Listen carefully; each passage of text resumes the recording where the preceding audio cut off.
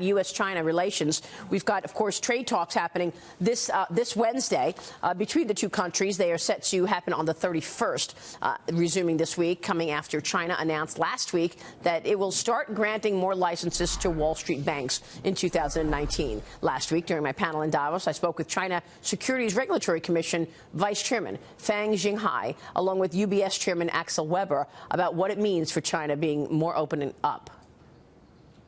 As China right now seems to focus on macro demand management, the supply side policy has not been stopped, and we continue to push forward for supply side, what we call supply side structural reform.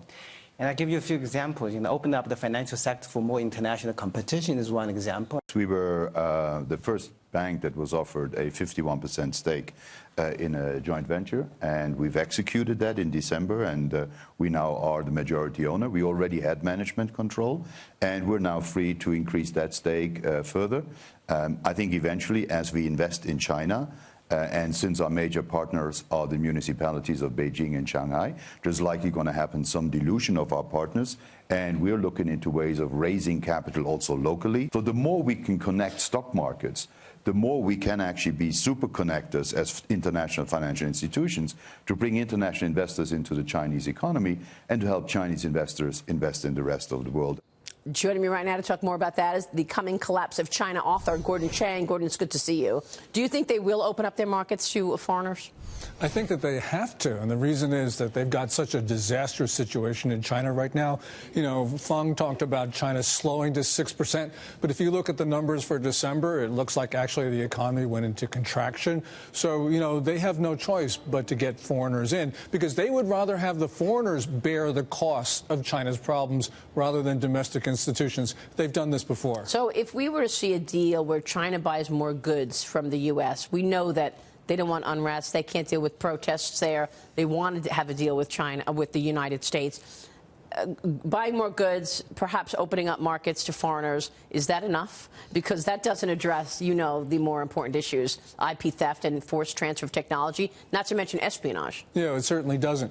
This deal to buy more than $1 trillion of U.S. goods over 6 years, it's not going to survive a moment of a WTO challenge on non-discrimination. So you have 162 other members of the WTO who can say, I want that same deal. Also, a lot of people are starting to say that China internally cannot actually go forward on a deal like that because it would turn their current account surplus into a very deep current account deficit, which they can't afford right now. And the most important thing, Maria, is what you point out, and that is, look, we do not want to become a third world economy selling primary products in order to buy Chinese supercomputers. So this is, in my view, a non-starter. Now, I agree with you, it will get done, some sort of deal, but that deal's got to fall apart. If for no other reason, then other countries are going to complain. What really is concerning to me is what China has been doing in terms of espionage.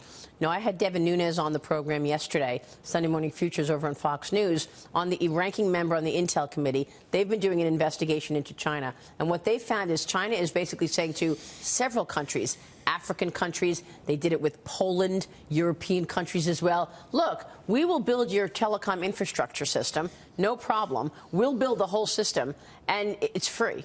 Well, nothing is free. We know now that they have been tapping into intelligence, and perhaps the U.S. and Polish officials are worried that they are actually tapping into national security conversations. China built the headquarters for the African Union, and they found out that every night all the data from the computers at the headquarters were being transferred to China. So, this is something which is, not theoretical. They've been doing this all over the place. And so clearly they're going to do this to Poland. They're going to do it to any country that has Huawei 5G equipment. And that's why the Five Eyes Consortium, 4 of the Five Eyes have said no 5G equipment from Huawei. Right, exactly right. Here's Devin Nunes, ranking member on the Intel Committee, yesterday on Sunday Morning Futures. China might have accessed Allied intelligence shared with Poland and then passed it on to Moscow. What the Chinese are doing is that they have these companies that are essentially owned by the party, the Communist Party. And essentially this is a dictatorship. There's very few people that own these companies. They weaponize them.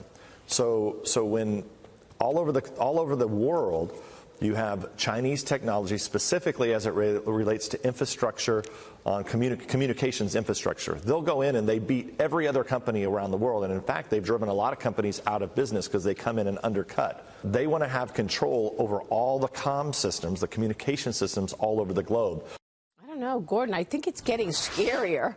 It's not getting easier with China. No, and with 5G, this is going to get data from everything in your household, everything at work. So this is going to be China knowing almost everything in the United States if you had Huawei equipment in our backbone. And there is some Huawei equipment, especially in rural areas, because, Huawei undercuts, and they can undercut because they stole Cisco technology. They're continuing to steal technology. And when you don't have R&D costs, except for the cost of theft, then of course you can undercut every other company in the world. What about this new worry about IP theft, that people feel that they can't even, there's a cultural thing, they're not going to change. I mean, even in Davos, the vice chairman basically suggested that there's nothing that anybody could do at this point in terms of IP theft. Will the U.S. be able to move the needle on that? If we have political will, because the Chinese economy is weak, and President Trump, with tariffs and with other measures, can actually force the Chinese into a point where they actually have to stop this. But, until Trump is willing to use extraordinary measures, the Chinese are going to continue to steal. And whether it's cultural or not is a very big argument. But when you have the Made in China 2025 initiative of President Xi Jinping to dominate 10, now 11 technology sectors, then of course they're going to steal, because they can't meet those time objectives without theft from the United States. Right. Okay, so forecast what you're expecting on Wednesday with these upcoming talks. A lot of nice language out of Larry Kudlow and Steve Mnuchin. I think that they will signal there'll be a deal to buy. And a lot of other people around the world are going to say, what about me? Because there is the WTO rules. And so this deal that we come to is going to fall apart almost immediately. So you're not expecting success here? Well, it's success in the long term for the United States, yes. But in the short term, this deal is going to be unsustainable because the Chinese cannot actually implement it. The WTO members will criticize it. And it's not going to do what the United States needs to do, which is to stop IP theft. Yeah, exactly. All right, Gordon, great to see you. Thanks so much. Gordon Chang joining us there.